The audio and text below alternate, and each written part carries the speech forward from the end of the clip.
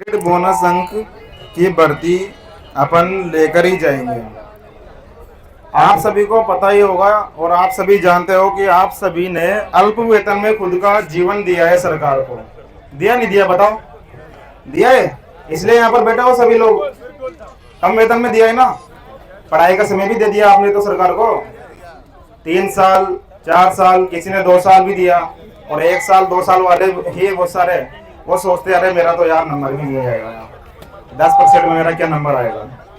तो मैं उनको बता देता हूँ कि अगर वैकेंसी आ जाएगी, इस साल आएगी, 100% यदि मेहनत करोगे तो बैठोगे तो यहाँ पर धरने स्थल पर मजबूती से, दृढ़ संकल्प से बैठोगे, बिल्कुल इच्छा शक्ति से, तो वैकेंसी 100% आएगी। मेरिट और बोनस अंक 10 20 30 से ही, उसमें बदलाव करने की क्षमता किसी के अंदर नहीं है। यदि आपके अंदर खुद की इच्छा शक्ति हो तो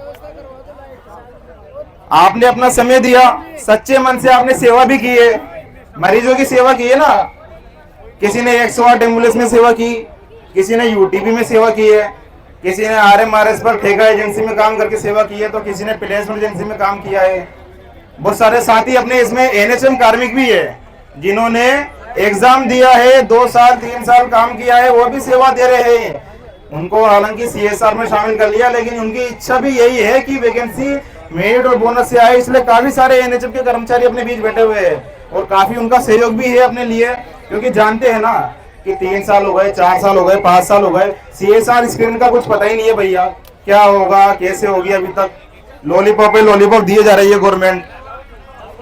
आप सभी को इच्छा शक्ति के साथ में मजबूती दिखाना है, एकता दिखाना है। अभी घर चले जाओगे बैग उठाकर, बस पकड़ के, क्या जवाब दोगे घर पे जाके?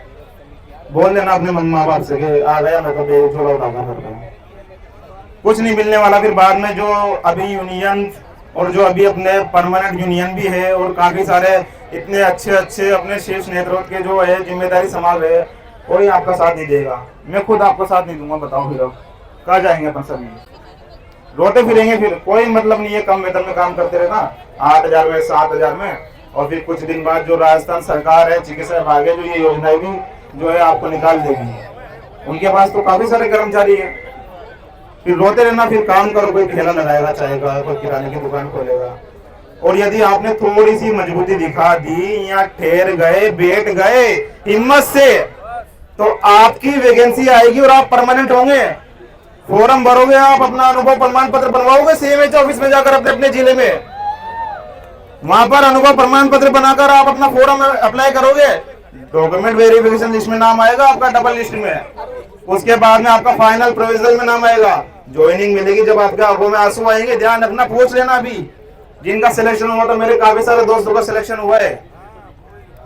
रोगे उस वक्त आप, उस चीज को देखो, परेशान मत हो। ये जो संघर्ष है इसको आदत बना लो, अपना आदत बनाओ इसको एंजॉय करो। एंजॉय करोगे तो चीजें सफल नजर आएगी, यहाँ पर सीधी सरल नजर आएगी।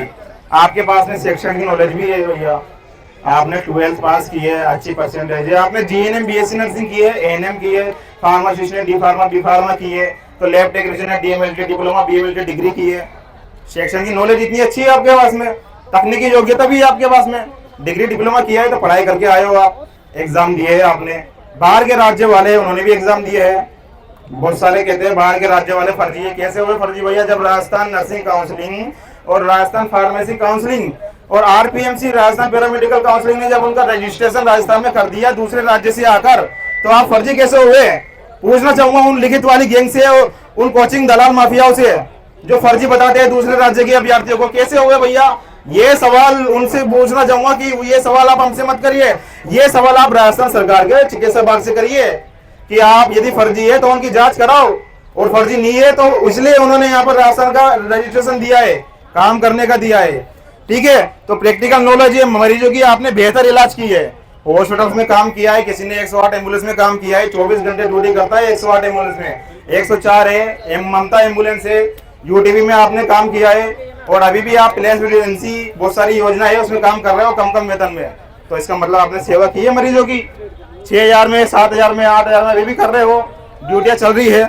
अब ड्यूटी चल रही है तो उससे बता दूं कि अभी ड्यूटी रोस्टर के हिसाब से अपने साथियों को भी बुला लेना कि भैया अभी आपकी इवनिंग खत्म होने वाली है, नाइट में यहाँ पर आ जाओ इधर नए साल पर शहीद स्मारक पर, ठीक है। और जिसकी मॉर्निंग इवनिंग है वो अपने ड्यूटी के हिसाब से खाली कागज लाए थे ना लेटर पैड का, वहाँ पे रखा ना, हाँ तो वो इसको प्रेस नोट के लिए जारी करो, इसमें रखा है। तो देखो प्रेस नोट जारी करो। तो ये बेहद आवश्यक है अपन सभी के लिए कि नई स्थायी नर्सिंग भर्तियां मेरिट और बोनस अंक 10, 20, 30 के आधार पर जारी होए। विज्ञापन जल्द जारी करे राजस्थान, कोई नई मांग नहीं है, कोई विशेष मांग नहीं कर रहे अपन। 2013-18 तीन वैकेंसियां हो गई है, तो अपनी यस यही मांग है कि जो वैकेंसी अपनी जारी करे। मुख्यमंत्री जी कितना फर्जी वाला हो रहा है भैया अभी राजस्थान कर्मचारी चयन बोर्ड की ओएमआर सीट घोटाला, आहा मजा आ गया भैया, इतनी जबरदस्त ओएमआर सीट का घोटाला हुआ है, क्या कहे। आरपी ये अपने आरपीएससी देख लो, इतने लाख लाख रुपए पैसे खिलाए जा रहे हैं भैया पेपर बेचने के लिए, और जबकि जो अपनी वैकेंसी है वो बिल्कुल पारदर्शिता के साथ होती है। चलिए बाद में बात करते हैं और बाकी ना।